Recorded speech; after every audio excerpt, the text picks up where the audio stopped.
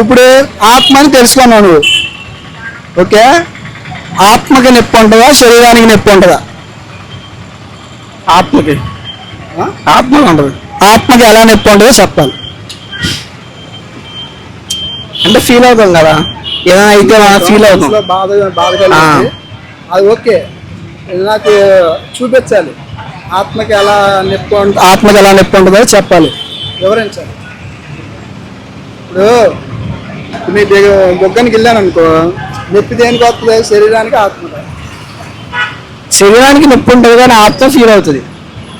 శరీరానికి నొప్పి ఉండదు అంటున్నాను నేను, నొప్పి లేదు, శరీరానికి నొప్పి లేదు అంటున్నాను. శరీరం దాన్ని ఫీల్ అవుతుంది కానీ ఆత్మ దాన్ని పెయిన్ తెలుసుకుంటుంది. శరీరం జస్ట్ దాన్ని పెయిన్ అంటే ఏం తెలుస్తుంది అంతే. లేదు, అసలు శరీరానికి నొప్పి లేదు నేను చెప్పేస్తున్నా. నువ్వు ఆత్మకే నొప్పి ఉంటుందా, శరీరానికి నొప్పి ఉంటుందా? క్లియరెన్స్ చెప్పి. ఆత్మగా నొప్పి ఉంటుంది. ఎలాగో కూడా వివరించాలి. ఆత్మకి నొప్పి ఉంటుంది అంటే శరీరం జస్ట్ దాన్ని ఫీల్ అవుతుంది తప్పించి పెయిన్ ఇది ఉండదు కదా. లాంగ్ ఆత్మకి ఫీల్ ఏం చెప్తాను చూడు. ఆత్మకే నొప్పి ఎలా ఉంటుందో నువ్వు వివరించలేదు కదా, నేను ఉదాహరణ ఇస్తా. ఉదాహరణ ఈయన ఉన్నాడు, ఇప్పుడు జయరాజు గారు ఉన్నారు ఇక్కడ. ఈ జయరాజు ఇప్పుడు చచ్చిపోయాడు, ఆత్మ వెళ్ళిపోయింది. ఈయన ఏం చేస్తారు? కట్టెల మీద పేర్చుతారు, పేర్చి కాలుస్తారు. కాల్చినప్పుడు అరవాలి. ఎందుకు అరవట్లేదు? ఆత్మ లేదు కాబట్టి. అరిచేదేంటి? శరీరం. అరిచేదేంటి? అరవట్లేదు, మరి శరీరం అరవాలి కదా. మరి కట్టెల మీద పేర్చి కాల్చినప్పుడు అరవాలిగా ఆత్మ, శరీరం అరవాలిగా. శరీరం అరదు ఇంకా. ఆత్మ లేదు, ఆత్మ అరిచేది. నిజంగా ఇప్పుడు కాలిస్తే ఇప్పుడు అరుతాడు. ఇప్పుడు అగ్గి పొలలో వెలిగించి అంటించినా అరుతాడు, ఆత్మ ఉంది కాబట్టి. ఇప్పుడు ఆత్మ వెళ్ళిపోయింది అనుకో, ఈ కట్టెల మీద పేర్చేసి ఈయన కాల్ చేసినా అరవలేడు. అరుతాడా? అరవలేదు. ఏమండి అరుతారు మీరు? ఆత్మ లేనప్పుడు ఏమర్థం? అది అలాగే పోస్ట్ మార్టం చేస్తారు, పోయేస్తారు. ఇప్పుడు కొయ్యమాను, ఇప్పుడు కొట్టి అరుతారా? అరుతారా లేదా?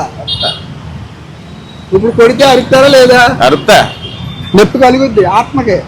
ఇదే ఇప్పుడు ఆత్మ వెళ్ళిపోయింది, ఇన్ని పిడిగుద్దులు గుద్దినా, లంపల మీద బాదినా, ఏంటి పోస్ట్ మార్టం చేసి కోసినా, కట్టెల మీద పేర్చి కాల్చినా అరవలేడు. ఎందుకంటే ఆత్మ లేదు. అరిచేదేంటి? సరే ఆత్మ. ఇప్పుడు మాట్లాడేది ఏంటి? ఆత్మ. ఆత్మ. ఇప్పుడు నువ్వెవరు? ఆత్మని. నేనెవరినా? ఈయనెవరు? మీరెవరు? ఆత్మ. అది ఆత్మే మనల్ని జీవింపచేసేది. బైబిల్ గ్రంథంలో ఒక మాట ఉంటుంది, ఆత్మయే జీవింప చేయుచున్నది, శరీరం కేవలం ఎందుకు పనిచేయదు? అది కుళ్ళిపోయేది. ఈ కుళ్ళిపోయే దానికోసం బతకూడదు. అదేందా? ఆత్మ శాశ్వతమైంది. ఈ కుళ్ళిపోయే దాన్ని సుఖపరచాలని చెప్పి రేపు చేసేస్తున్నాడు వాడు. అర్థమైందా విషయం? అర్థమైందా రేపు ఎందుకు జరుగుతుందో? ఈ కుళ్ళిపోయే దాన్ని సుఖపరుచుకున్నాం, అర్థమైందా అని చెప్పి ఈ కుళ్ళిపోయే దానికోసం రేపు చేసేస్తున్నాడు వాడు. ఆడ ఆత్మని ఆడికి తెలియట్లా. ఆత్మ పరిశుద్ధమైంది, అది దేవుడి దగ్గర నుండి వచ్చింది. నువ్వు పరిశుద్ధుడు, నువ్వు దేవుడివే.